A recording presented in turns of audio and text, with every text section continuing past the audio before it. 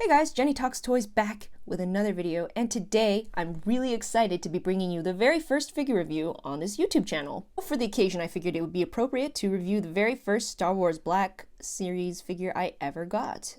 This is the 3 3/4 inch Darth Vader from the Star Wars Black line when it was first released, or around when it was first released. It's a pretty old figure by now, but I just remember when I saw the packaging and the presentation and the figure inside, I was like, wow. This is a really slick presentation here, so definitely that's what attracted me first to Star Wars Black, and I've been feeling that way about the series ever since. I mean, the technology has improved drastically since then in terms of articulation and likeness of face with like the Hasbro facial printing and everything. So yeah, Star Wars Black has just been an outstanding action figure line for a really long time, and this is my very first figure from the line. He is in a 3 3/4 inch scale, so he's much smaller than the 6-inch figure that everyone has come to be accustomed to as far as their association with Star Wars Black, but nevertheless, he's a very detailed and nice looking figure. So starting off with a quick size comparison for you guys, here is the 3 3/4 inch Darth Vader in comparison to another 3 3/4 inch figure. This is Captain Rex from the old Clone War action figure series. Here he is next to a Funko Pop. And here he is next to a 6-inch Star Wars Black figure. So that'll give you guys a good sense of his scale. He's actually a pretty small little guy, but it's Darth Vader, so he remains intimidating nonetheless. Getting a closer look at Darth Vader here, you can see that he's actually detailed very nicely. I'll bring him a little closer to the camera here so you can catch some of the details. Despite the fact that he's an all-black figure, you can tell that the head sculpt is really nice here. All of his little details are beautifully painted. As far as like quality control is pretty good. There's not a lot of like paint splotching or anything. And even though he's a very simplistic figure, given that he is like an all black character, his details pop really nicely because of the different textures and finishes that they decided to put on this figure. He kind of has a semi-gloss paint going on his body here, but then he has a high gloss on his boots and on, of course, his helmet. So yeah. He is just outstanding in my opinion as far as detail. Take the lightsaber out of his hand here so you guys can get a quick closer look here. That is his detailing. And I just think that Hasbro did a really good job considering it's an older figure. I think it's actually really nice. Just the way that his cloth is here with the little seams and the little buttons are sculpted nicely.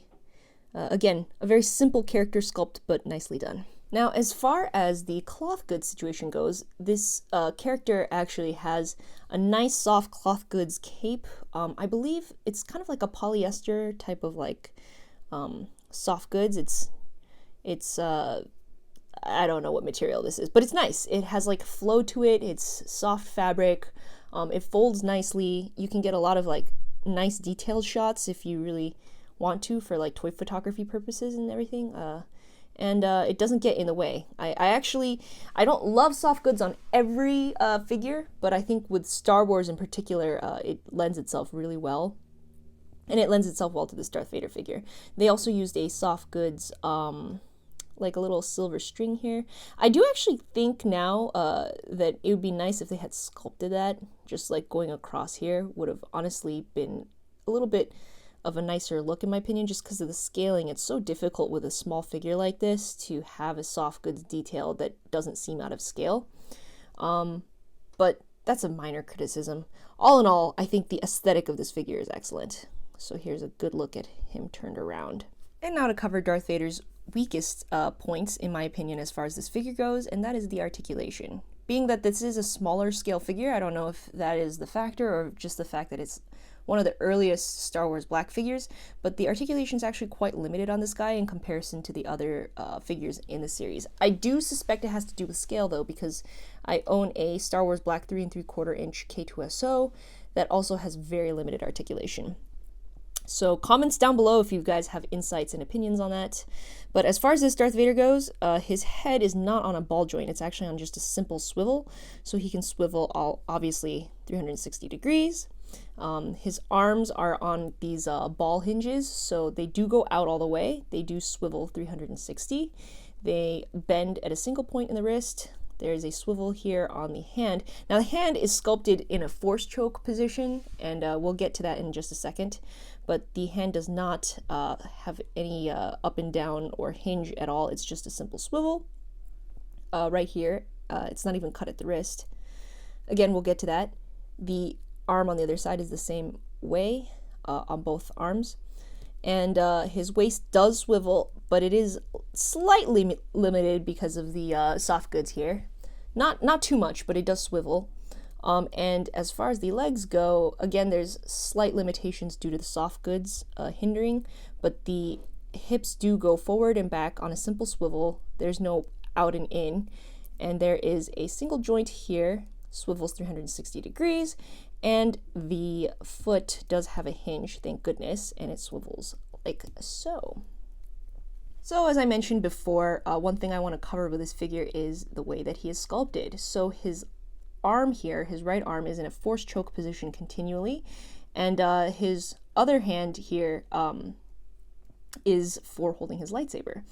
Now, the way that it's sculpted and everything, it's made out of a softer plastic, so you can somewhat mold it in together, but it is spread out just a little bit.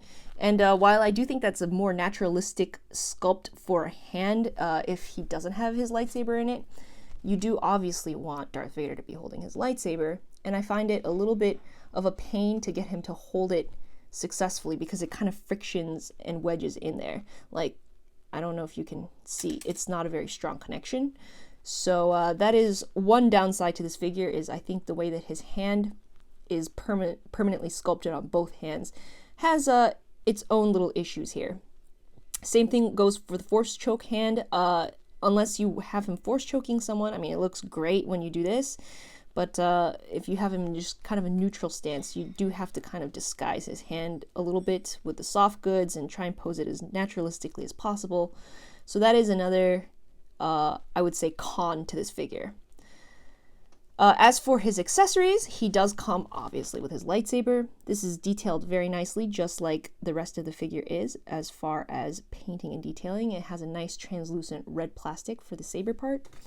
And again, he does hold it, though it is, again, a friction hold. Thank goodness it doesn't just loosely flop out of there.